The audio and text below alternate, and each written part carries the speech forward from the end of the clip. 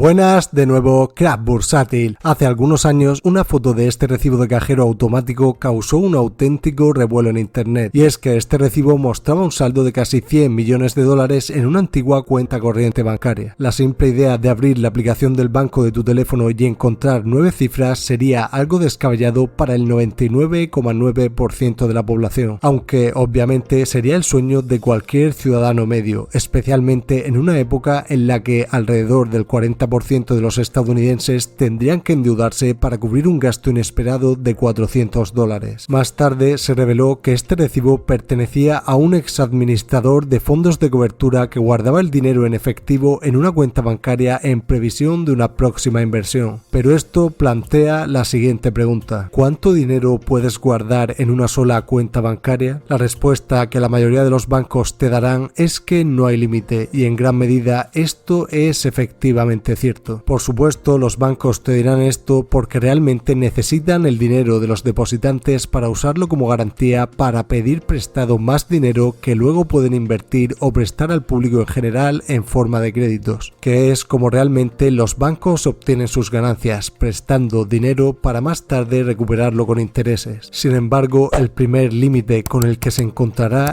es el que el gobierno garantice. Y este control del gobierno tiene una explicación muy simple, y es que los bancos gubernamentales son empresas privadas que pueden ir a la quiebra llevándose prácticamente una gran parte del efectivo de sus clientes a la bancarrota, a excepción de las garantías mínimas. Esta es una perspectiva muy aterradora para muchas personas y empresas que pueden evitar los bancos por esta razón o apresurarse a retirar su dinero de una institución en quiebra, acelerando su colapso y provocando una estampida bancaria. Por esta razón, la mayoría de los gobiernos de todo el mundo aseguran los depósitos bancarios hasta un cierto valor. En Estados Unidos, por ejemplo, ese máximo es de $250,000 en caso de quiebra. Así que si un banco se derrumba y tienes $1 millón en tu cuenta bancaria con ellos, lo siento, acabas de perder $750,000 y tan solo conservarías $250,000 de todo tu dinero. De hecho, en la actualidad hay empresas que contratan las personas ricas para que distribuyan su efectivo a través de múltiples instituciones bancarias, para garantizar con este movimiento que cada cuenta individual a nombre de la misma persona permanezca por debajo de $250,000 y, por tanto, el montante total estaría totalmente asegurado.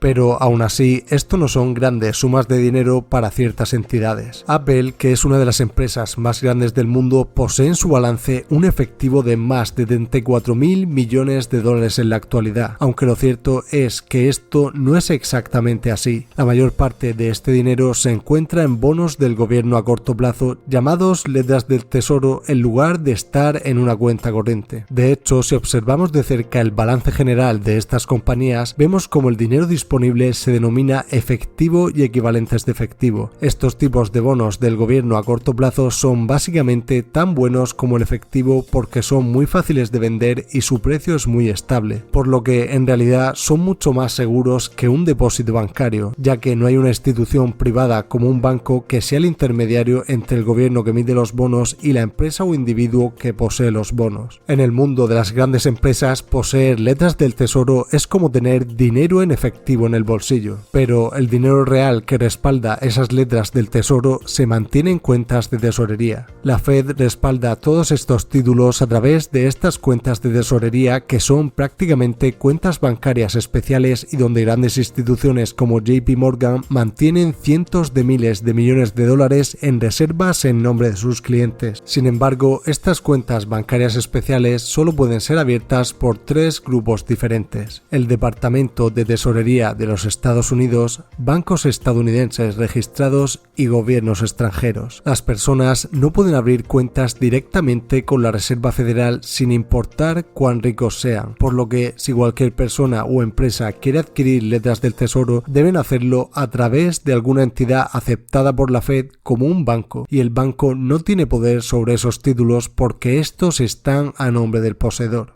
Pero, ¿qué sucede con la cuenta más grande jamás mantenida en un banco estadounidense normal? Como ya sabrás, los más ricos solo tienen una pequeña cantidad de dinero real a mano, por lo que la persona con más efectivo en una cuenta bancaria era un millonario mucho menos conocido por los medios de comunicación, y su nombre era Bernie Madoff. Este hombre dirigió el esquema Ponzi más grande del mundo durante casi 2 décadas, y este tipo de estafa lo forzó a depositar el dinero de los inversores directamente en una cuenta corriente y usó ese capital para mantener vivo su negocio. Las letras del tesoro habrían sido demasiado problemáticas y podrían haber revelado su plan, ya que las autoridades estarían comprobando las compras masivas de letras del tesoro. Según él, usaba el dinero que los inversores depositaban en sus firmas de inversión para rentabilizarlo a través de la compraventa de acciones. Pero en realidad Madoff nunca hizo ninguna inversión y simplemente dejó que la cuenta aumentara de tamaño a medida que más y más inversores introducían más capital dentro de sus firmas de inversión. Así que llegó un momento en el que este hombre llegó a acumular un total de 5.500 millones de dólares en su punto más alto, pero este capital no iba a durar mucho tiempo. Y es que, tras más de 20 años estafando a los inversores de su firma, en 2008 su estafa fue descubierta. Esto se debe a que la gran crisis financiera que se desencadenó en el país provocó una avalancha de inversores que querían vender sus participaciones en la firma de Madoff con el fin de obtener su dinero de vuelta. Y cuando esto sucedió, la estafa de Madoff se destapó, ya que las solicitudes de retirada de capital por parte de los inversores de Madoff eran de un total de 7.000 millones de dólares. Sin embargo, el valor de la cuenta bancaria en la que este hombre guardaba el capital de sus inversores era de 5.000 millones de dólares.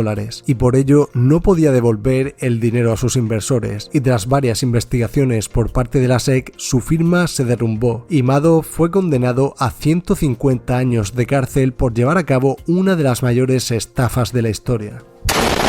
Después de conocer la historia de Madoff, sabemos que su cuenta bancaria llegó a una suma de 5.500 millones de dólares sin ningún tipo de oposición por parte de una entidad bancaria. Pero aún así sigue habiendo una incógnita latente. ¿Cuál es la cantidad máxima de dinero que un banco acepta en una cuenta bancaria? Tras bastante investigación en distintas fuentes, podemos explicar esta cantidad máxima de dinero de la siguiente manera. El dinero de las cuentas bancarias se almacena como un número entero de 64 bits, lo que significa que el banco puede controlar exactamente cuánto dinero tienen todos, pero tiene un límite de 64 bits. Esto significa que los ordenadores almacenan hasta 64 dígitos que se componen de ceros y unos. Por ello, la cadena binaria más larga está limitada a 64 dígitos del sistema binario. Y el número máximo de dólares que se pueden depositar en una cuenta bancaria teniendo en cuenta la limitación de estos 64 dígitos sería de un total de 922.337.203.685.477 dólares, y este número sería equivalente a alrededor de 500 veces más dinero que el dinero que existe en los Estados Unidos.